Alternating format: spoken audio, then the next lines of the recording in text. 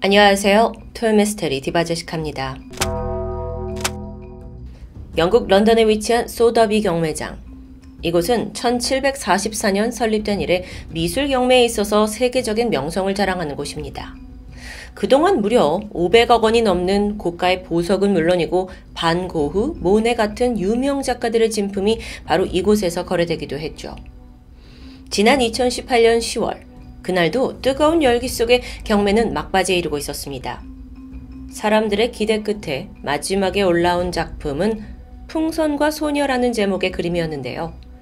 참가자들은 이 작품을 구매하기 위해서 점점 더 높은 가격을 외치고 있었죠.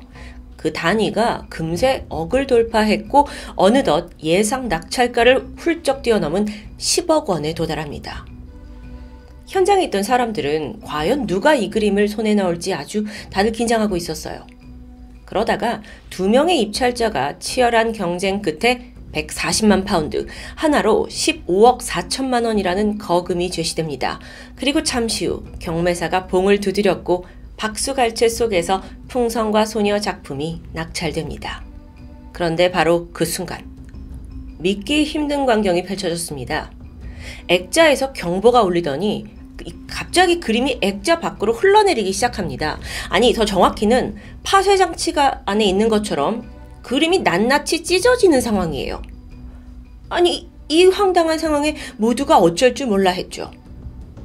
파쇄장치는 이 그림을 절반이나 훼손하고서야 멈춰섭니다. 관계자들이 급하게 액자를 떼어내서 작품을 옮겨뒀죠. 아니, 방금 15억에 낙찰받은 이 고가의 그림이 한순간에 그냥 찢겨져 버린 사건. 누가 봐도 테러인 게 분명한데요. 그 당시의 모습을 실제 화면으로 살짝 보실까요? 그대로 오고 사람들은 아예 눈치채지도 못했어요. 다 난리가 났죠, 지금 분위기가. 뭐야, 무슨 일이야? 와, 이거는 정말 말도 안 되는 상황입니다. 그야말로 이 현장은 아수라장이었습니다. 경매장 측은 이런 일은 처음 있는 일이다 라면서 당황해했죠. 아니, 그렇다면 도대체 누가 이런 범죄를 저질렀을까요? 사건 직후 경매장 입구에서 한 남자가 경비원과 몸싸움을 했다는 제보가 이어집니다. 그는 검은색 선글라스에 모자를 쓰고 있었는데 손에 어떤 작동장치를 쥐고 있었다고 전해져요. 다행히 얼마 가지 않아 범인의 정체가 드러났죠. 대범하게도 자신의 SNS를 통해서 자수했는데 그는 바로 뱅크시. 놀랍게도 훼손된 작품의 원작자였습니다. 그러니까 자기 스스로 본인의 작품을 갈기갈기 찢어버린 상황이에요. 게다가 인스타그램에 자기가 이 범행을 준비하는 1분짜리 영상을 올립니다. 보니까 액자 속에다가 파쇄기를 직접 설치하는 장면이 담겨 있어요. 그리고 나서 그 밑에 써져 있는 문구를 좀 볼까요? 파괴하고자 하는 욕망 역시 창조적인 욕구다. 즉, 자신의 행위마저도 예술의 일부라고 여기는 거죠. 오히려 그는 이 그림이 절반만 잘려나간 것에 아쉬움을 표현했습니다.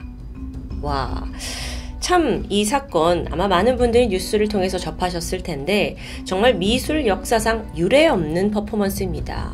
당연히 이목이 집중되었죠. 그럼 그 예술가 뱅크시, 그는 과연 누구일까요? 미스테리하게도 그의 정체는 지금까지 베일에 쌓여 있습니다. 진짜 이름, 나이, 생김새까지 모든 게 철저하게 비밀로 붙여져 있죠.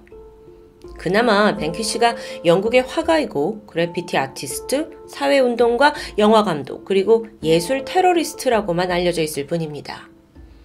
뱅크시는 자신의 작품을 그 건물 벽 같은 공공장소에 그려두거든요. 그리고 그냥 호련히 사라져요. 이걸로 유명하죠. 당연히 그러다 보니 많은 사람들이 이 뱅크시의 정체를 알아내기 위해 갖은 노력을 했지만 그나마 추측이 가능한 건 영국의 브리스톨 출신이라는 거, 그리고 또 90년대부터 활동을 해온 것으로 봐서 적어도 나이가 40대 정도라는 그 정도뿐입니다. 뱅크시가 한 다큐 영상에 나온 적이 있는데 그 인터뷰에서 직접 밝힌 내용에 따르면 14살 때부터 낙서를 하면서 그림을 시작했다고 하죠. 뱅크시 하면은 또 빼놓을 수 없는 게 그의 그래피티 작품인데요. 락카나 스프레이, 페인트로 이렇게 거칠게 스트리트 작품을 남기는 거죠.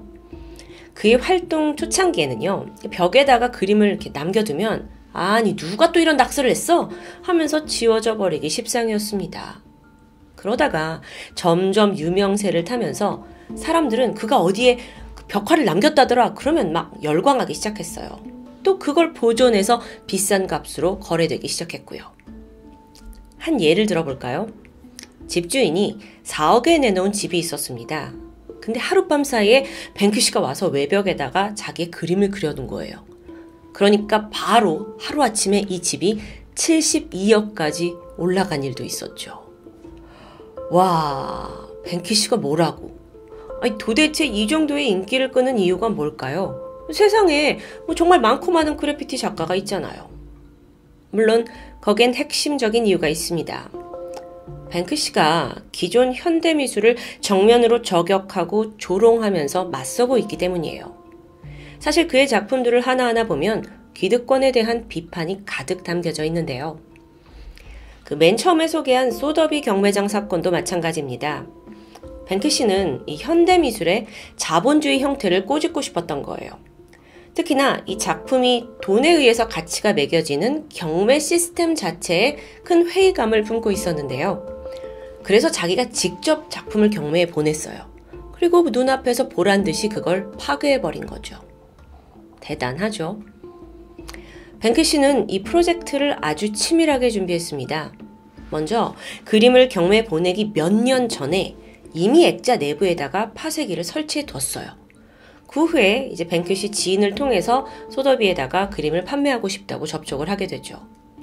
근데 이때 몇 가지 조건을 내걸게 됩니다. 자, 가장 먼저 그림은 경매가 진행되는 동안 계속 벽에 걸려 있어야 합니다. 두 번째, 경매의 가장 마지막 순서로 그림이 등장해야 합니다. 세 번째, 그림은 어떤 일이 있어도 액자 밖으로 꺼내져서는 안 됩니다. 좀 특이한 사항이었는데요. 소더비 측에서는 처음에 이걸 거절합니다. 이들이 이제 예상을 했을 때 낙찰 가격이 한 3억 원 정도였던 거예요. 근데 이거는 미술 시장에서 그렇게 큰 금액은 아니죠. 그렇다 보니 굳이 뱅크시 조건도 다 들어주고 피날레 작품으로 내세우기는 무리였던 거예요. 자, 그러니까 뱅크시 측에서 그러면 판매 금액의 5% 수수료로 더 줄게요 라고 제안합니다. 그런데도 소더비가 거절해요. 결국 뱅크시 측이 그럼 10% 더 줄게요 하고 올리고서야 이 거래가 성사됐던 겁니다. 그럼 소더비 측에서는 정말 아무것도 몰랐느냐? 뭔가 꿍꿍이가 있다는 걸 예상하긴 했다고 해요. 근데 그게 정확히 뭔지는 알 수 없었죠. 단지 작품에 있어서 액자가 굉장히 중요한 역할이라는 정도만 짐작했다고 전해집니다. 그리고 대망의 경매날 뱅크시가 경매장에 잠입을 한 거예요. 그리고 낙찰이 되는 순간 이 파쇄기를 원격으로 작동시키면서 다 그림이 훼손되고 드디어 자신의 소신을 드러내게 된 정말 유명한 사건입니다. 소더비 측은 전혀 몰랐던 것 같아요. 그러면서 우리도 완전히 뱅크시에게 당했다라고 말하게 되죠. 그럼에도 불구하고 결론적으로 뱅크시의 이 퍼포먼스는 실패로 돌아갔다는 게 다수의 의견입니다. 왜냐고요? 그의 원래 목적은 이 현대 미술 시장의 자본화를 조롱하고자 한 거예요. 그런데 오히려 파쇄된 작품은 그날 이후에 더 큰 금액에 거래됐기 때문입니다. 그렇죠. 여기 앉아있는 저도 알 정도의 그림이 됐으니까요. 작품명 또한 처음엔 풍선과 소녀였잖아요. 이게 사랑은 쓰레기통이라는 이름으로 바뀌게 돼요. 3년 후에는 무려 원래의 가격보다 20배가 뛰어오른 300억 원에 거래됩니다. 300억 원이요. 와, 아이러니한 상황이죠. 그런데 뱅크시가 이런 일명 예술 테러를 저지른 게 이번이 처음은 아닙니다. 한 번은 돌판에다가 지금 사진 보시는 것처럼 원시인이 소를 사냥해요. 그리고 마트에 카트를 끌고 가는 앞뒤가 전혀 맞지 않는 그림 하나를 그리게 되죠. 그리고서는요, 이걸 무려 영국의 대형 박물관에 가지고 들어갔고요. 몰래 전시하고 나오는 아주 황당무계한 사건이 있었죠. 더 놀라운 게 뭔지 아세요? 사람들은 며칠 동안 그게 가짜인 줄도 몰랐다는 겁니다. 참고로 작품의 제목은 월마트를 연상하게 하는 월아트였습니다. 자, 그럼 이 작품으로 그가 뭘 말하려고 했느냐? 미술 작품을 제대로 즐기지 않는 사람들의 허영심을 비판하고 싶었던 거죠. 왜냐하면 다들 그 앞에 가서 엄청 멋지다 라고 했을 테니까요. 지난 2003년 런던에 있는 한 미술관에 뱅크시가 노인 변장을 해서 들어갑니다. 그리고는 자신의 그림을 몰래 걸어놓고 나와요. 가짜인 게 너무 티나지 않도록 주변 그림과 비슷한 액자를 사용했고요. 또 작품 옆에는 그럴싸한 설명까지 덧붙여놨죠. 여러분, 이걸 그냥 멀리서 보면 평범한 풍경화 같지만 누가 봐도 장난을 쳐둔 그림입니다. 정말 재밌었던 건 이 작품도 사람들이 한동안 눈치채지 못했다는 거예요. 답답했는지 뱅크 씨가 직접 동영상을 올린 후에야 황당한 진실이 밝혀지게 되죠. 참 재밌는데 또 씁쓸하기도 하죠. 이외에도 루브르 박물관, 메트로폴리탄, 뉴욕 현대미술관까지 전 세계적으로 유명한 박물관에서 그는 한 번씩 몰래 작품을 전시합니다. 다 그림들이 지금 보시는 것처럼 좀 우스꽝스러운 작품들이었어요. 이걸 통해 뱅크 씨는 유명 미술관들의 위험을 조롱하고자 했던 거고요. 또 한 번은요, 뱅크 씨가 아주 새로운 시도를 하게 되는데 2013년입니다. 할아버지 연극배우를 고용해요. 그리고 길거리 매대에서 자신의 그림을 이렇게 그냥 조금 하찮게 보이게 걸어놓고 팔기 시작하죠. 당연히 많은 사람들이 큰 관심을 보이지 않았습니다. 당시 모든 그림들은 단돈 60불, 약 7만 원 정도에 내놓았고요. 자, 아침 11시 반부터 오후 6시까지 과연 몇 명이나 작품에 관심을 보였을까요? 겨우 3명이었습니다. 이 3명이 총 8장의 그림을 사가요. 그러면 한 56만 원 정도 버는 걸까요? 심지어 그 중에 2작품은 깎고 깎아서 반값에 판매됐다고 해요. 그리고 바로 다음날 뱅크 씨가 자신의 SNS에 내가 어제 이걸 한 거다 라면서 정품 인증 같은 그 게시물을 올리게 돼요. 자, 그러니까 그때 팔렸던 작품들이 한순간에 10억에서 20억까지 치솟게 되죠. 황당하죠. 뱅크 씨는 이 퍼포먼스를 통해서 작품이 그 자체로서가 아니라 작가의 유명세에 의해 좌지우지되는 현실을 꼬집고 싶었던 겁니다. 번외로 지금 여러분 사진 속에 보시는 이 여성은 그날 우연히 뱅크 씨의 작품 2점을 구입한 사람이에요. 그야말로 횡재한 거죠. 뱅크 씨는 이런 그림만이 아니라 더 큰 스케일을 구상한 적이 있습니다. 놀이동산이에요. 놀이동산. 근데 이게 우리가 흔히 알고 있는 모습이 아니었는데요. 그는 동화 속의 세계가 너무나 환상에 가득 차 있어서 현실을 제대로 반영하지 못한다고 생각합니다. 그래서 동화의 대표적인 디즈니와 또 우울하다는 의미의 영어 단어 디스멀을 합친 막장 테마파크 디스멀랜드를 개관하게 됩니다. 보통 놀이동산은 입구에서부터 희망의 분위기가 한껏 느껴지죠? 하지만 여긴 달랐어요. 먼저 경찰복을 입고서 무표정한 표정의 보안 요원이 여러분을 한 명 한 명 다 검사를 하고 검색대를 통과해야 해요. 살벌한 분위기였는데요. 안에 들어가 보시면 디스멀랜드에 신데렐라가 있습니다. 근데 원작에서는 왕자님과 결혼을 해서 행복한 엔딩을 맞이하지만 여기선 호박마차를 타고 가다가 마차가 전복돼서 사망하는 것으로 표현돼 있죠. 저는 이런 스타일 좀 좋아하거든요. 그리고 또 이 주변에는 기자들이 약간 특종을 찍기 위해서 앞다투어 플래시를 터뜨리고 있는 모습이죠. 이뿐만이 아닙니다. 재밌는 게 너무 많았는데요. 한쪽에서는 회전 목마의 말을 도축하고 있어요. 또 인형으로 된 난민들이 타고 있던 보트가 가라앉는 모습이 연출되고요. 지금 아마 설명 들으시면서 여러분들도 느꼈겠지만 이 놀이공원 자체가 굉장히 사회 비판적이고 또 암울한 모습들을 보여주고 있습니다. 디스멀랜드 딱 5주 동안 운영이 됐는데 매일 정해진 관객수만 들어갈 수 있었어요. 모두 매진되었고요. 총 15만 명이 다녀갔을 정도로 큰 화제가 되었죠. 놀이공원을 이제 마치고 나서는 그 사용했던 자재들을 난민 캠프를 제작하는 데 활용했다는 후문도 전해집니다. 여러분, 이쯤 되니까 왜 사람들이 이렇게 뱅크 씨에 열광하는지 좀 설명이 되었을까요? 이해가 저는 되는 것 같거든요. 그의 작품들은 예술계를 비판할 뿐만 아니라 전쟁 그리고 기득권에 반발하는 강한 성향도 띠고 있습니다. 그렇다 보니 작품 하나하나가 관심을 불러일으키고 또 반향을 불러왔죠. 그런데 왜 그는 자신의 정체를 숨기는 걸까요? 그는 한 인터뷰에서 대중에게 알려진 사람은 그래피티를 할 수 없다라고 말합니다. 이게 무슨 뜻인가 봤더니 사실 그래피티가 대부분의 나라에서 불법이에요. 범죄 행위입니다. 그래서 뱅크시는 실제로 뉴욕에서 현재 지명수배가 되어 있고요.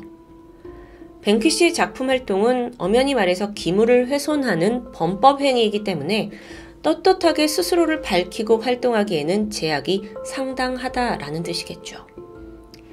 앞서 소개했던 그 경매장 사건도 엄연히 범죄잖아요. 마음만 먹으면 경매회사 그리고 또 15억의 그 그림 산 사람도 뱅크시를 고소할 수 있습니다. 그러면 수사기관이 나서서 체포해야 되고 여러 가지 문제들이 발생할 텐데 중요한 건 현재까지 뱅크시에 대한 수사나 처벌은 전혀 이뤄지지 않았다는 점이죠. 오히려 그가 기이한 퍼포먼스를 하면 할수록 그의 작품은 가치가 한없이 올라가고요. 이게 정말 이상한 현상인데 뱅크시의 이름값도 올라가요. 뱅크시란 이름 자체가 이젠 현대미술계에서 무시할 수 없는 브랜드가 되어버렸습니다.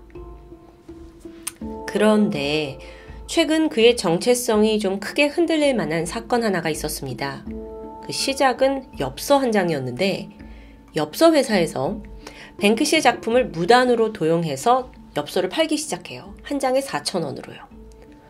얼마 후에 원래 뱅크시 측과 계약을 해서 굿즈를 제작하던 회사가 이걸 알게 되고 소송을 걸게 됩니다. 왜 이거 뱅크시 거 네가 쓰냐? 근데 이때 엽서 회사가 쉽게 물러나지 않아요.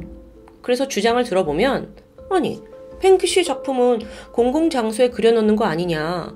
또 웹사이트에 가면 그의 모든 사진을 무료로 다운받을 수 있다. 그러니까 우린 당당하다. 라는 입장입니다. 그렇게 들어보니까 좀 말이 되는 것 같기도 하고요.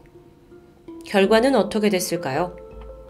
사건을 담당한 곳은 EU 특허청이었는데요. 그들은 엽서 회사의 손을 들어줬습니다. 이 주장이 받아들여진 가장 큰 이유는 일단 뱅크시의 실명을 비롯해서 그가 누구인지 알 수도 없어요. 뱅크시가 물론 그동안 여러 수익을 벌어들였죠. 근데 그게 대리인을 통해서 얻어왔다고 해요. EU 특허청은 신원이 이렇게 불명확한 사람에게 저작권을 줄 수 없다라고 못 받게 된 겁니다. 그 결과에 따라 이제 더 큰 문제가 발생하는데 뱅크시 작품들이 우후죽순 저작권이 박탈당하고 무단으로 사용되고 있으니까요. 상황이 이렇다 보니 여론은 작품의 권리를 좀 얻기 위해서 뱅크시가 이젠 정체를 공개해야 되는 게 아니냐라고 떠들썩했습니다. 그런데 만약에 그렇게 된다면 뱅크시는 그동안 쌓아왔던 예술 세계, 이 정체성을 모두 무너뜨려버리는, 포기해야 하는 상황이 오게 되는 거죠. 일각에서는 EU 특허청의 결정이 이 현대 미술의 흐름을 따라가지 못한다라는 비난의 목소리도 있었습니다. 여러분의 생각은 어떠신가요?